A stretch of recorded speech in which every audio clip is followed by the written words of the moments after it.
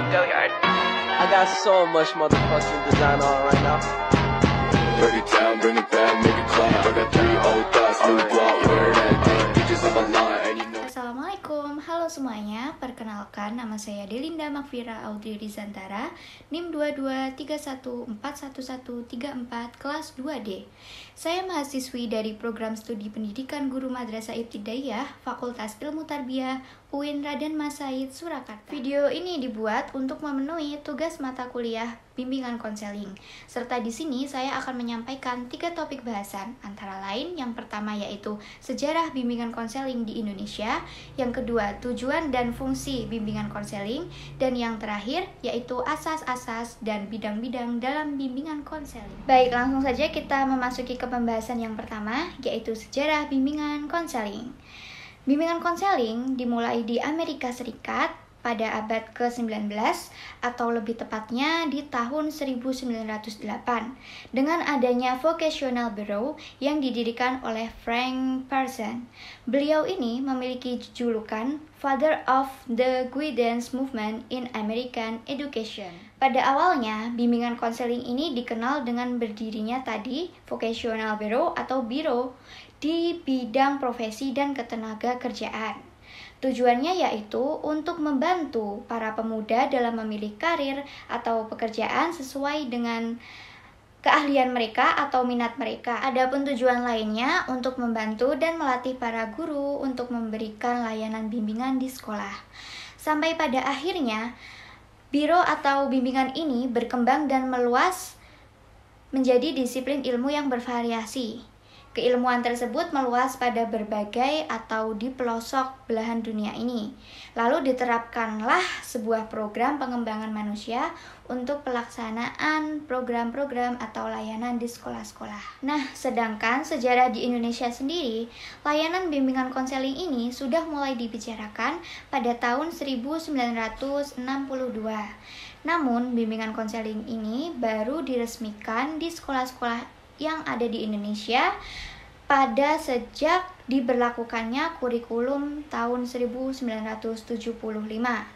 Kemudian disempurnakan lagi ke dalam kurikulum tahun 1984 dengan memasukkan bimbingan karir di dalamnya. Perkembangan bimbingan konseling ini semakin maju dan semakin mantap pada tahun 2001 hingga sekarang. Selanjutnya kita akan memasuki pembahasan yang kedua, yaitu tujuan dan fungsi bimbingan konseling.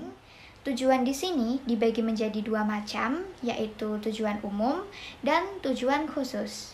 Tujuan umum bimbingan konseling di lingkungan sekolah maupun di madrasah adalah untuk membantu individu atau membantu siswa agar mewujudkan dirinya menjadi manusia yang seutuhnya, agar mencapai kebahagiaan dunia dan akhirat. Juga tujuan khusus bimbingan konseling yaitu yang pertama, membantu individu agar mampu menghadapi masalahnya sendiri. Yang kedua, membantu individu agar mampu mengatasi masalahnya itu sendiri. Dan yang terakhir atau yang ketiga, membantu individu memelihara dan mengembangkan situasi serta kondisi yang baik agar tetap baik sehingga tidak akan terjadi sumber masalah bagi dirinya maupun bagi orang lain. Selanjutnya ada fungsi bimbingan konseling. Fungsi bimbingan konseling ini ada 4 macam, yaitu fungsi yang pertama, fungsi preventif atau pencegahan. Fungsi ini membantu individu untuk mencegah sumber masalah yang akan terjadi. Yang kedua adalah fungsi pemahaman. Fungsi ini membantu individu untuk menanamkan pemahaman akan dirinya sendiri serta juga lingkungannya. Yang ketiga ialah fungsi perbaikan, yaitu membantu individu untuk memperbaiki dirinya dalam berpikir, bertindak maupun berperasaan. Dan yang terakhir atau yang keempat yaitu fungsi pemeliharaan dan pengembangan. Fungsi ini membantu untuk menciptakan atau mempertahankan situasi dan kondisi yang sudah terjadi atau terjalin di dalam dirinya sendiri. Baik, langsung saja ya kita akan membahas pembahasan kita yang terakhir mengenai asas-asas dan juga bidang-bidang dalam bimbingan konseling. Terdapat 12 macam asas, yaitu yang pertama asas kerahasiaan. Asas ini merupakan perilaku pihak konselor untuk menjaga rahasia dalam bentuk data maupun informasi tentang diri klien yang berkaitan dalam bimbingan konseling. Yang kedua ada asas kesukarelaan. Kesukarelaan di sini berarti tidak adanya suatu paksaan apapun. Yang ketiga adanya asas keterbukaan. Asas keterbukaan di sini berarti perilaku yang terus terang, perilaku yang jujur, dan perilaku yang tanpa adanya keraguan untuk membuka diri. Yang keempat, ada asas kegiatan. Asas kegiatan ini merupakan proses layanan bimbingan dan konseling yang menghendaki pihak klien menjadi sasaran berpartisipasi secara aktif. Selanjutnya yang kelima, ada asas kemandirian. Asas ini merupakan asas yang menghendaki atau mengharapkan pihak klien agar menjadi individu yang mampu menghadapi dan menyelesaikan masalahnya secara mandiri. Selanjutnya ada asas kekinian. Asas kekinian ini merupakan masalah yang sedang dibahas oleh pihak klien, harus masalah yang saat ini terjadi, bukan masalah lampau ataupun masalah yang akan datang gitu. Yang ketujuh ada asas kedinamisan. Asas ini menghendaki agar isi layanan terhadap pihak klien untuk terus selalu maju agar tidak selalu monoton. Dan yang kedelapan ada asas keterpaduan. Asas ini merupakan pelayanan konseling yang berusaha memadukan aspek kepribadian pihak klien agar ia mampu melakukan suatu perubahan. Yang kesembilan ada asas kenormatifan. Yang dimaksudkan dari asas ini merupakan pelayanan konseling ini tidak boleh menentang dengan norma-norma yang berlaku di masyarakat. Yang ke-10 ada asas keahlian. Asas ini harus asas yang menghendaki agar layanan bimbingan konseling diselenggarakan atas dasar keprofesionalan. Selanjutnya yang ke-11 ada asas alih tangan. Yang dimaksudkan ialah pihak konselor memiliki keterbatasan kewenangan berdasarkan kode etik profesi dalam pelaksanaan layanan konseling ini.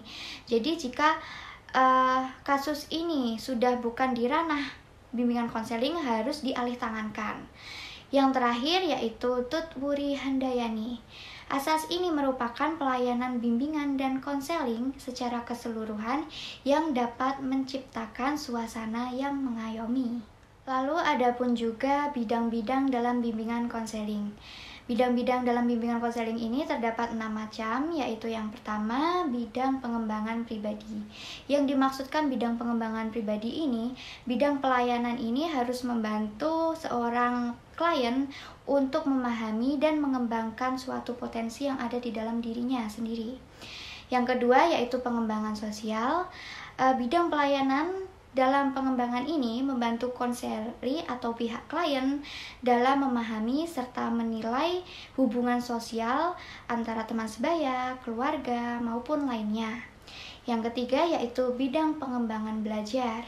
Dalam bidang pelayanan yang membantu klien mengembangkan kemampuannya untuk belajar dalam rangka mengikuti pendidikan sekolah dan belajar secara mandiri. Yang keempat ada bidang pengembangan karir.